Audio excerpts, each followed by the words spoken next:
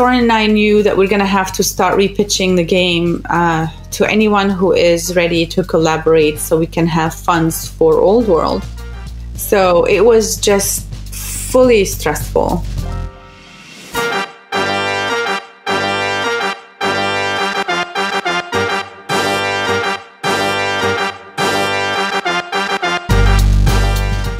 Welcome back to the Moonlight Game Devs podcast, the podcast where game developers share the story behind their latest game. Today I had a chat with Leyla Johnson, who is the CEO of Mohawk Games, about their latest title, Old World, which is a 4X strategy game. Leyla shared a lot of super interesting information, including the history of the company and the inception of their first game, Offworld Trading Company, losing their source of funding during development, and advice on building a company culture that you believe in. What's up, Leyla? You're the CEO of Mohawk Games. Today we're going to be talking a little bit about Old World, your guys' latest game. But how about you introduce yourself a little bit and tell us a little bit more about, how you got started with the company and everything surrounding that. Sure. Hello, Leyla Johnson. I am CEO of Mohawk Games. It's an indie studio currently in the suburbs of Washington, D.C. We made the decision to go fully remote. So we are extending a part of our house to make it an actual studio and just allow us a space to separate our home from our work. What do I do at Mohawk Games? Well, I am a writer, head writer for Old World, our current game that's in early access on the Epic Games Store. I also serve as a producer. We don't have an actual producer, so I just make sure that things are running smoothly and, keep things in check with Jira. We use the software Jira to keep things organized. I also art direct part of the art, environment, event, portrait, and character art. I did community development and management.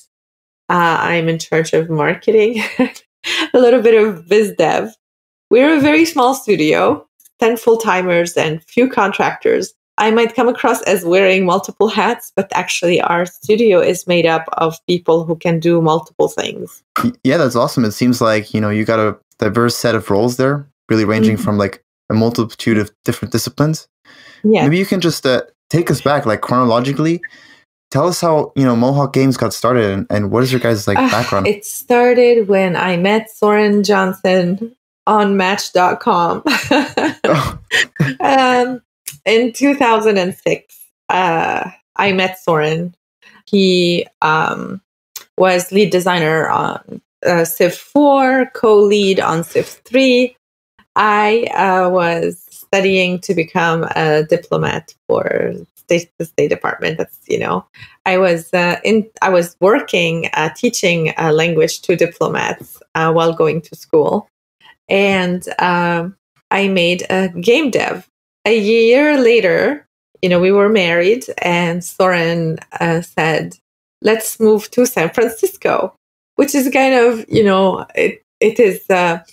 it goes against what I'm trying to do to become, a diplomat, because this is all concentrated on the East Coast around the Washington, D.C. area where we met. But I said, you know what? I knew how passionate he was about making what became Offworld Trading Company. Are you familiar with that game? Yeah, I've heard of it, but not played it. Maybe you can tell us a little bit about the gameplay and kind of what it's about. Yeah, I'm in love with that game, so I'll get to it in a little bit. So when I moved to the East Coast, I wasn't always happy about our move because that's just basically taking one for the team. It's like, what, I'm just gonna have to transfer my credits and just try to see where I belong in San Francisco and what I have to do. And we went over there, and Soren tried to pitch what became Offworld Trading Company to multiple game companies who turned him down. So he decided he wants to make it on his own. And all through this process, I was just always thinking it better be a good game, because that's a lot of moving. packing and moving, following Soren from one company to another. Of course, I mean, anytime you move, it's exhausting, but was extremely exhausting when I had our first baby, Sebastian. So he decided he wants to move again. And I'm like, you know what? I cannot put everything back in a box with a child. And I was going to school. I had a radio show. I had 3 kids, 2 years and under. And Soren was trying again to push for another company to create Offworld Trading Company. 2 years later, and we decided to start our own studio. Like, he's like, this is what I'm thinking of doing. And I'm like, you know what? It sounds like a good game. You should just branch out and do this. So that's what he did. He started Mohawk Games. Yeah, I also thought I would just love to know, like, what were your first thoughts after like moving over and over to different companies and different places to basically realize this idea that your husband has, and then one day he just says, I'm going to quit my job. I'm just going to start my own company. I think it's just so like amazing that you actually really supported that.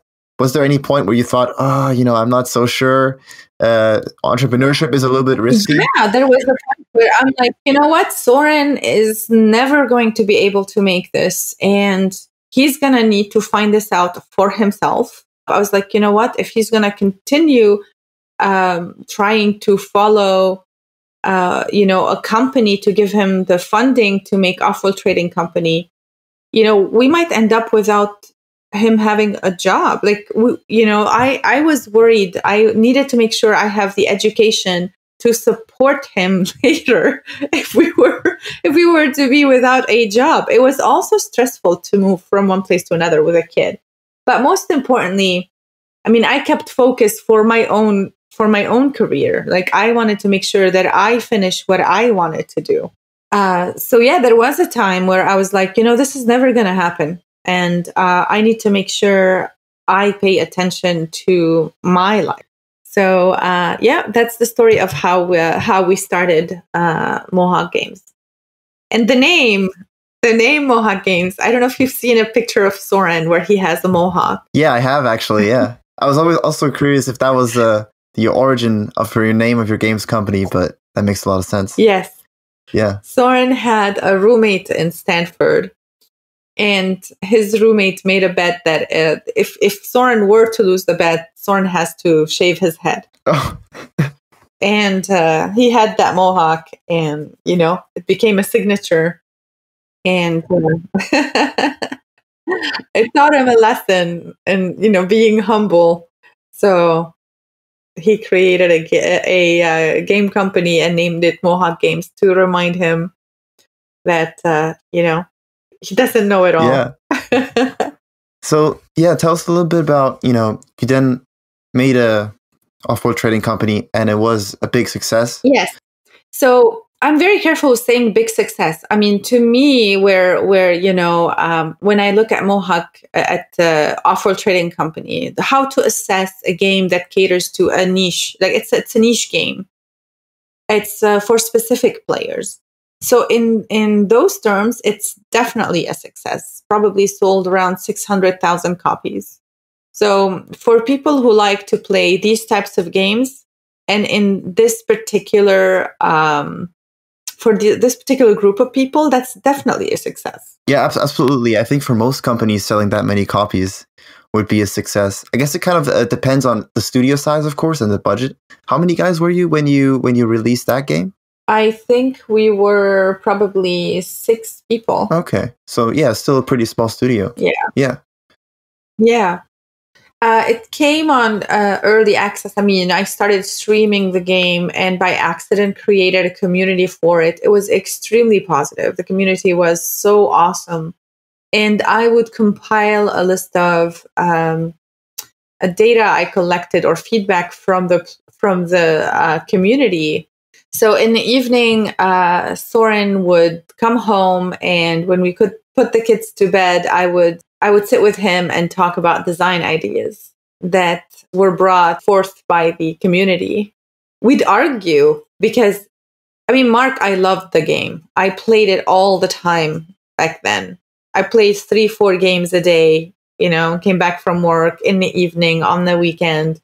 And I would argue back, like, this is it's like I felt like I'm on the design team constantly, continuously. It's like, I think you pushing back on this idea from the community is just you being stubborn, Soren.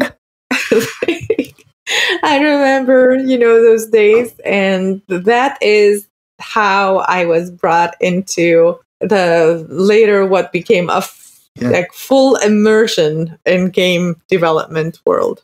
Yeah, is that kind of how you transitioned, just like Offworld Trading Company, bouncing ideas back and forth with your husband? Yeah. So, I mean, at that point, Soren was CEO of Mohawk Games and lead designer of Offworld Trading Company. I knew I gave a lot to Mohawk by just jumping around from one state to another to make it happen. And in my heart, and like I knew I had some type of resentment towards a game that's not been made yet. It's like, come on, how many times do I need to move for this to happen? So when it turned out to be Offworld Trading Company, the way I know it, I was like, okay, I forgive you. Oh. It's totally fine. I mean, Soren is a programmer, right? He writes the AI for the game, and so he is definitely experienced in strategy games. But it was so much fun playing games with him. I think it also helped him to see how an outsider in 2015, that's me, someone who doesn't really play video games, started playing a game. I used to play it on my mouse pad. I didn't have a mouse. I didn't need a mouse for my work. And then I started beating him, and I started beating other players in the community. It's interesting to know that when people feel intimidated to join the game industry, Mark, they feel like, oh no, but I don't know how to code. Oh no, I don't know how to use the language. I don't know the language. Don't be intimidated. All you need to be a good designer is some logic. Seeing something and realizing how you can improve it. It's coming up with good ideas. It doesn't matter what's your discipline. Yeah, and like different people can, like you just said, people who aren't the traditional like gamer types, they can add their own ideas sort of to it and put a spin on it that maybe people who are so used to doing things and seeing and playing things a certain way just won't be able to see. Yes. Yeah. Yes. I mean, what is the difference between animating for the movie industry or animating for the game industry, for example? Just a piece of software that you need to learn? Yeah. Don't be intimidated. We need more talented people to make better games. Absolutely. So if anyone who's listening who is thinking twice about joining the game industry, please join. Don't doubt yourself. If anything, listen to my story, and it will teach you how I went from ignorant to CEO. I hope it helps.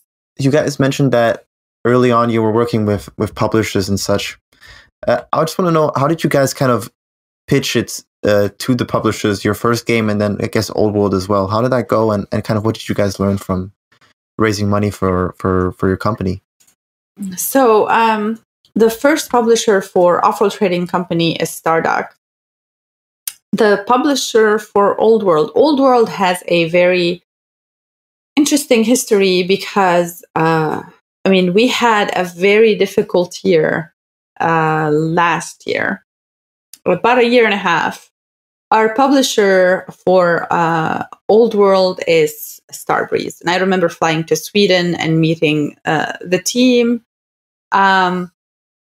And our relationship with them was very, very good until they, their company went through reconstruction, and we had to find another publisher. And I'm very happy that, they are recovering right now because, from my experience, our experience with Starbreeze, it's been a very good experience. They're good people, and I'm glad for their recovery. But when they went under, I remember that Soren and I knew that we're going to have to start repitching the game to anyone who is ready to collaborate so we can have funds for Old World. So, and we didn't have family nearby, so we didn't have anyone who can stay with our kids. We talked to our nanny, so she would become a full-time nanny because she was a part-time nanny, and asked her to stay with them. I remember 1 week around GDC, probably 10 days, where she stayed at home with our kids, basically switching to an au pair for 10 days. And we relied on friends and neighbors to help out. Huh. So it was just fully stressful. And GDC, while it was so much fun seeing people and people I know, because, you know, the game industry is still full of friends. And I know them, you know, because, you know, I know their games and I've seen them before and they're connected to Soren. And so it was really nice to see friendly faces, new faces. But we slept around 3 to 4 hours for 10 days, and adding the stress of having to communicate everything to our nanny and with our children, it was an added stress. And it was from November 2018 till June 2019 till we actually had a deal. And that deal was with the Epic Games Store. It was a very good deal. We were so relieved to have it because it allowed us to hire people to improve the game, move to an actual studio. We were working from a garage, and allow us the freedom to refurbish or create the culture that we actually need. Wow, what an incredible story. Yeah, I'm glad that worked out for you guys, because it seemed like it was, you know, a pretty big threat there to run out of the source of funding. Yeah. I'm glad they believed in the game and in us to allow us to support, you know, Mohawk Games. Let's take it on from where we left off, I guess, with the story. So you guys finished off Offworld Trading Company. Mm-hmm. What was your guys' next step, and how did you kind of end up, you know, transitioning from making that game to producing Old World? So, as I mentioned, Soren, you know, he was the co-lead on Civ 3 and the designer of Civ 4. And I mean, his background is he studied history at Stanford and computer science. So it was kind of inevitable he'd revisit the genre. It was inevitable for him to make a game about empire building or world building or civ building and civ creating and about history and strategy put together. It's a match made in heaven. Like, he knows how to make and revolutionize historical games. He's awesome to work with, and that's a blessing. Yeah. I think 4X is the genre name, I think, something like that. So yeah, let's talk a little bit about, you know, Old World, and just tell us a little bit about, I guess, the inspiration for the game. Or we already touched on that, which is like the Civ games and kind of his Soren's passion about history and strategy. But tell us something, I guess, that makes it, you know, maybe different to those other games that he's worked on, and something that he wanted to maybe change. So, I mean, I don't know if you're familiar with the order system in Old World. Yeah. So this is something that he changed, where you are fully in charge of your orders and how you spend them. I mean, usually you don't you have a specific amount of orders, and you are forced to divide them.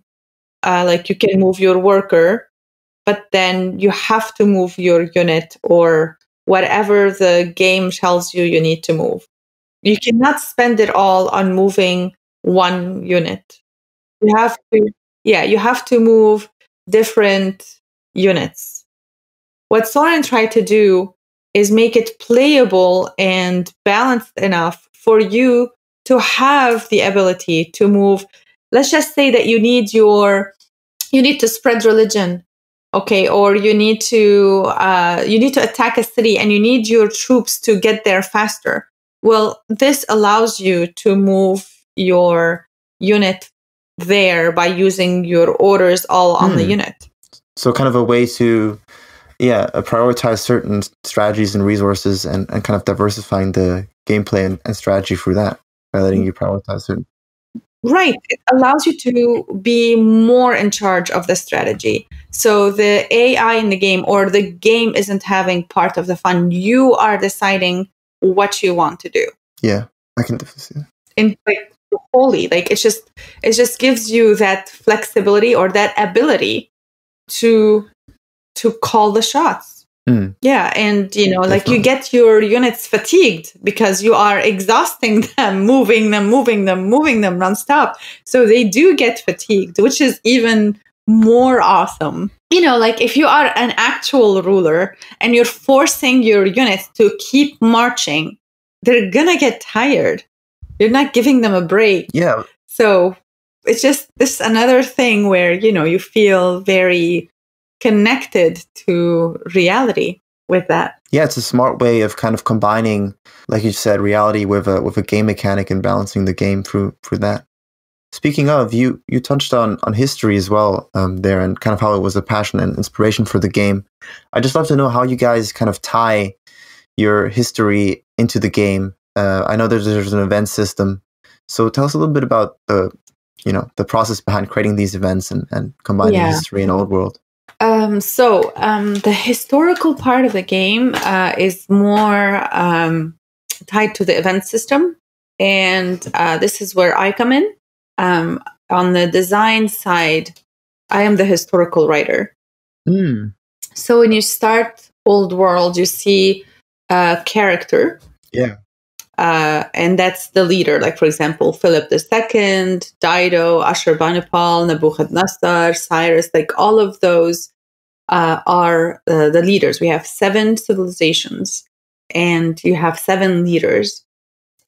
And, I art directed the 7, the art for the 7 leaders. And I'm super happy with how they turned out because of the talent the artist has. Eric Ehoff is just phenomenal.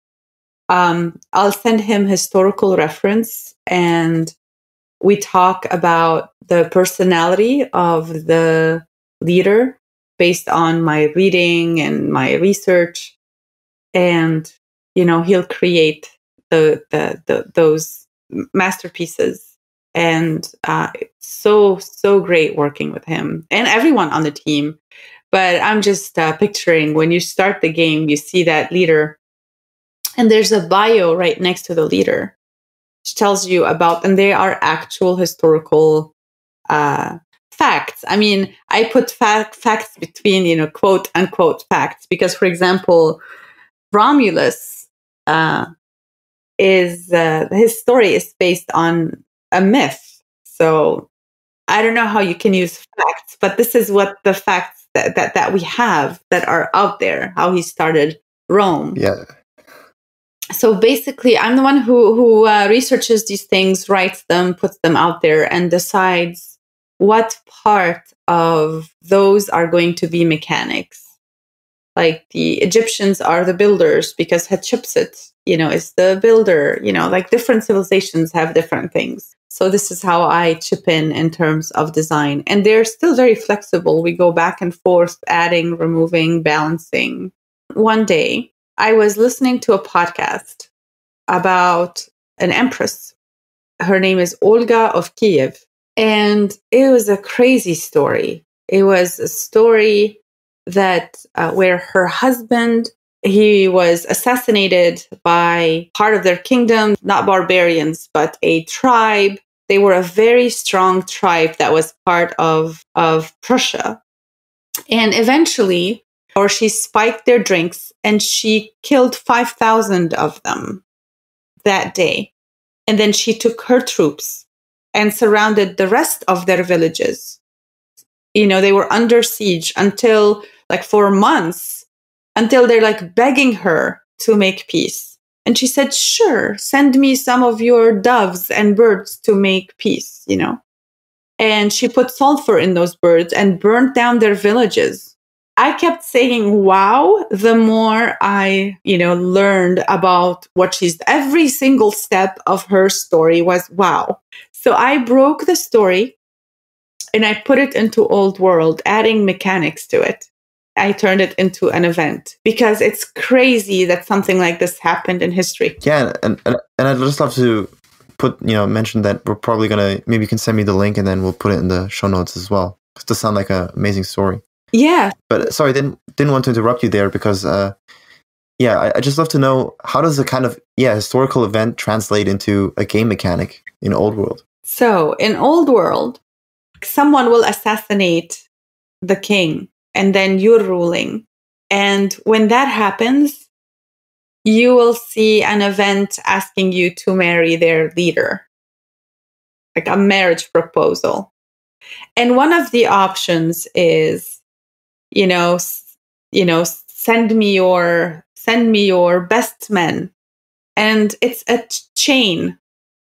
So if you choose what Olga of Kiev chose, put them in our baths and lit them on fire, it says leads to future events. And then you will be able to follow the story.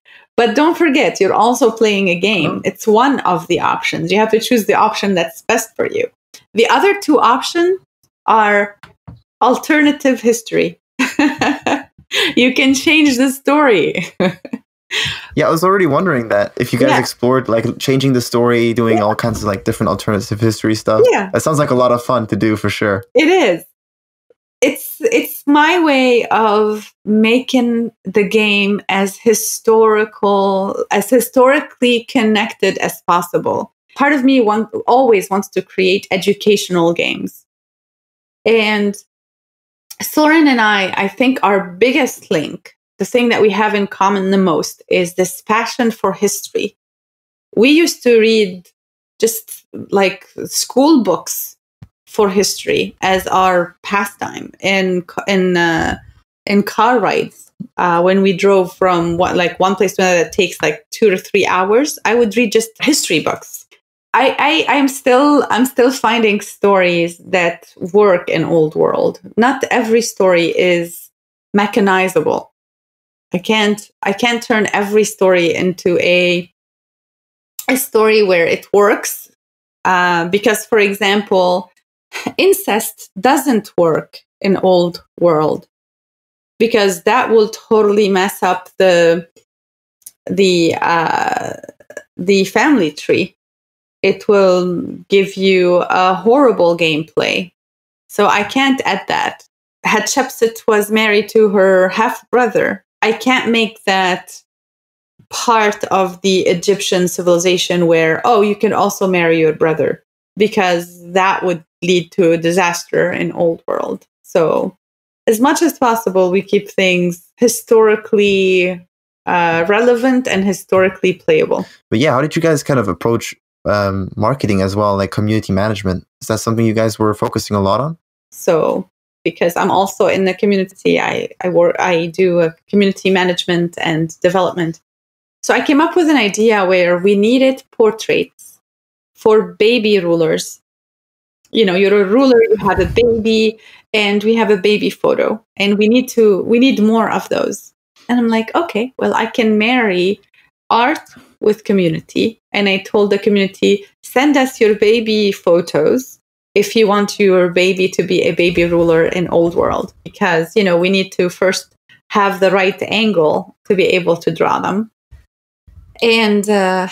And we sent photo releases so they can sign the release so we can create the art for it. And now we have photos of actual babies in Old World. And you'll see a little logo that says CC, and that's community contribution. So you'd know this is from the community. And I love it. I mean, I love that. And it's great when I go to my artist and I say, hey, Jason, I'm about to do this. And he's like, oh, sure, that would be great. Yeah. And then I drop a bunch of photos on him and he turns them within 2 to 3 days. That's magic. Like, my artist is a magician. Yeah. All right, Leyla. So we've been talking for a while, but perhaps I guess you can just kind of give us a little bit of an overview from the things that you've learned from working on Offworld and your kind of experiences just being new to the games industry and a CEO for that. So yeah, share a little bit about kind of a wrap up of your experience and what do you think you would look back on? What I learned, and that was just like a few months ago, is that everyone who wants to be in the game industry belongs in the game industry. That I shouldn't wait for anyone to give me the green light for me to step in. I learned that, yes, there's a little bit more pushback from the game industry specifically than other industries, but we are really working hard on, closing that gap and building bridges for other disciplines to join, because that only means that we can make better games. Where do you feel like that pushback comes from? Because you just said you identified it there. There's a general feel that women know less about games. Right. And I feel that the community has been going through multiple rounds over the course of a few years now of ridding itself of that belief. There is more awareness of what is sexism and what we are doing and how we're shutting a whole gender out of something that only makes the games better. With that, I think we are improving. As an industry, it's very male-dominated still. And as in anything, we need more women in a place of power. And we need women to empower other women. So I learned to be braver and more proactive. Yeah. And I learned how to let go of people when it's time. And that's leadership. Last Friday, I had to terminate someone's job because of claims of sexual harassment that were brought to my attention. I looked at the evidence and I terminated that person. By the end of the day, it was very difficult because we are building relationships. I built a relationship with my colleague. We have jokes. We talk about our children, what food we're going to be cooking. That's an investment. You're investing in a relationship. And it's really hard to realize that I'm going to need to let him go and do the right thing. But that's leadership. Yeah, that sounds really tough. So sorry to hear that you had to go through that. But like you said, I guess it also kind of strengthens yourself, like going through that really tough decision, making that tough decision. Because it shows, strength of leadership for sure. Well, it shows everyone else that they can trust leadership to do the right thing over the easy thing. Yeah, absolutely. Yeah. And you were just talking about making forming the culture that you want to see in your company, and correct. That also. I was interviewing also this week a woman who is trying to cross from the movie industry into the game industry. If she takes up my offer, I just offered her a job, then I would love to be her first experience into the game industry, opening a door for her, because that's what I personally believe. I believe she's extremely talented. And Mohawk Games today is a very safe, healthy culture for women, people of color, people who are moving from a different industry into this industry to start, because we have a team who will push you forward. I learned things from them because they allowed it. They made room for me. I love going to work. I love going to my computer. I was gonna say, what does that mean? Like the effect on, I guess, the company culture and how you guys been running the company since you guys went like 100% remote, if I understand correctly. We made the call to go fully remote.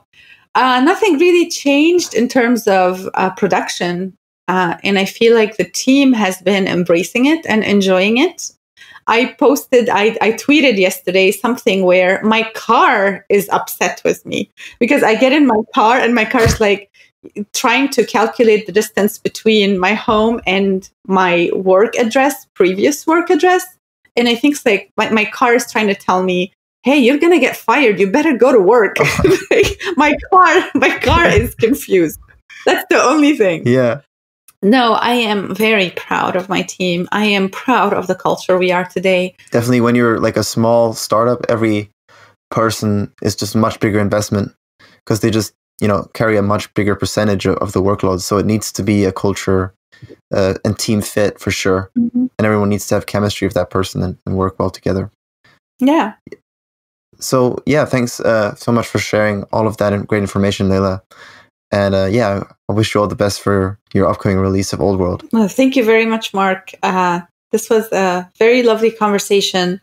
So for anyone who wants to know more about Offworld, follow us on Twitter, whether Mohawk Games or Leyla Cat J on Twitter, or our Discord, public Discord server, and I'll provide you with the link, Mark, so you can share it with the listeners.